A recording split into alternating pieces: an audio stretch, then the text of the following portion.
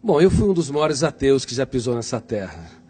Creio que fui mais ateu do que Nietzsche, que escreveu sobre a morte de Deus, e inclusive Marx, que abordou que Deus, a busca por Deus, é o ópio que entorpece a mente humana. É provável que fui mais ateu do que Freud, do que Jean-Paul Sartre e Diderot. Como eu pesquiso uma das áreas que é considerada a última fronteira da ciência, o mundo onde nascem os pensamentos, para mim Deus era fruto do espetáculo das ideias, de um cérebro que não aceitava o seu fim, o seu caos, na solidão de um túmulo. E a teoria que eu desenvolvi como psiquiatra e pesquisador da psicologia, ela estuda o processo de construção de pensamentos e de formação de pensadores. Eu usei essa teoria para analisar como mentes brilhantes romperam o cárcere da inteligência e produziram novas ideias, como Freud, Einstein, Hegel, Kant, Agostinho e assim por diante. E fui até esse homem mais famoso da história, chamado Jesus Cristo. Eu analisei os seus comportamentos, as suas reações e as entrelinhas das suas atitudes nos focos de tensão, nas suas 4 biografias, ou chamado Evangelhos, em várias versões. Eu esperava encontrar uma pessoa construída por um grupo de galileus que queriam produzir um herói para romper o jugo de Tibério César, que era o imperador romano. Mas fiquei perplexo, porque percebi que a sua personalidade é tão complexa e tão fascinante que não cabe no imaginário humano. Para você ter uma ideia, no exato momento em que ele foi negado por Pedro, ele olhou para o mais forte dos discípulos, e embora sendo golpeado pelas palavras que bradavam, eu não o conheço, eu nunca andei com esse Galileu, ele não faz parte da história, ele cativou-o com a sua retina e gritou sem dizer palavras. Na Fortaleza Antônia, ele quis dizer: eu te compreendo, eu te compreendo. Com seu olhar, ele economizou palavras, mas fez um discurso mais brilhante que o mais poético de todos os discursos. E quantas vezes você, pai, mãe, você, professor ou executivo, está diante de uma pessoa que falha, erra, e ao invés de simplesmente olhar e lhe dizer sem palavras: eu te compreendo, e nós julgamos, excluímos. Através de analisar o comportamento de Cristo nesse sentido, eu percebi que a sua inteligência, sua capacidade criativa, a capacidade de ser gestor da sua mente e protetor da sua emoção não tem precedente histórico. Assim, eu deixei de ser um ateu, um dos grandes ateus da história, e percebi que a procura por Deus não é um ato de pequenez intelectual, mas um ato inteligentíssimo. O senhor pesquisou sobre Jesus Cristo, homem. O que o senhor esperava encontrar?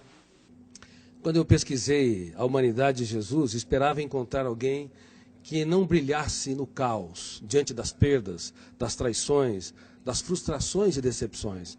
Porque nós temos na psique humana, no nosso córtex cerebral, registrado zonas de conflitos, que eu chamo de janela killer. Killer no inglês quer dizer assassino. Quando nós entramos numa janela killer, o volume de ansiedade é tão grande que bloqueia milhares de outras janelas e o eu não consegue encontrar informações para dar respostas inteligentes em situações estressantes. É por isso que nos primeiros 30 segundos de tensão, de ansiedade, os pais cometem os maiores erros na relação com os filhos, bem como os professores, os amigos e as pessoas que se amam, marido e esposa. Eu esperava encontrar alguém que não brilhasse no drama, no deserto, nas tempestades. Mas é impressionante, quando o mundo desabava sobre o homem Jesus, ele, ao invés de ser preso pelas janelas killers, ele abria as janelas da sua mente, olhava para a tempestade e via nela a chuva, uma oportunidade solene para cultivar. Enquanto que nós, muitas vezes, diante das perdas, decepções, diante das lágrimas, das injustiças e fracassos, recuamos. Ele não. Ele cultivava as flores e usava suas mãos nesse processo. Muitos querem a beleza das flores, mas não têm coragem de sujar as suas mãos para cultivá-la e irrigá-la. Exatamente. Ao analisar o comportamento de Jesus nas mais diversas situações que ele se encontrou, eu fiquei cônscio que esse homem não cabe no imaginário humano. Somente alguém que é sobre-humano, filho de Deus, poderia ter as reações que teve nos mais dramáticos estímulos estressantes. Veja bem, no ato da traição, era de se esperar que ele fosse golpeado pelas zonas de conflito do medo ou da raiva, agredisse o seu traidor, ou se punisse e se achasse o mais derrotado dos seres humanos, porque foi traído pelo mais culto, o mais sereno, o mais tranquilo dos discípulos, Judas Iscariotes.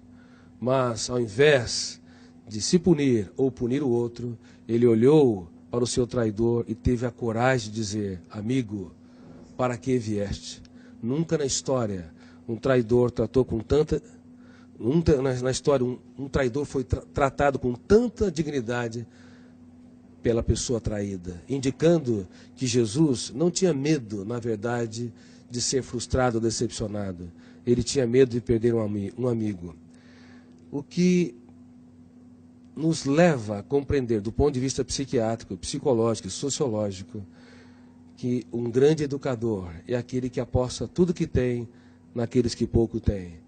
É aqueles que têm coragem para se fazer pequeno, para tornar os pequenos grandes.